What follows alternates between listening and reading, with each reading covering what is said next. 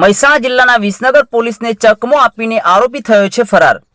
Visnagar civil હોસ્પિટલમાં સારવાર માટે લાવવામાં આવેલો આરોપી ફરાર થયો હોવાની વિગતો પ્રાપ્ત થઈ રહી છે।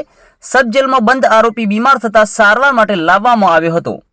વિસનગર તાલુકા પોલીસ સ્ટેશનના ઠગાઈના ગુનામાં સબ જેલમાં બંધ આરોપી ફરાર થયો છે। વિસનગર તાલુકાના કડા ગામનો રહેવાસી આરોપી ફરાર થયો છે। ચાવડા વિશાલસિંહ કિરીટસિંહ નામનો 23 વર્ષીય યુવક આરોપી ફરાર થયો છે। ચાવડા વિશાલસિંહ કિરીટસિંહ નામનો 23 વર્ષીય આરોપી સારવાર અર્થે લાવવામાં આવ્યો હતો, ત્યાંથી ફરાર થતા સમગ્ર બાબતને લઈને મુદ્દો ટોક ઓફ ધ ટાઉન બન્યો છે।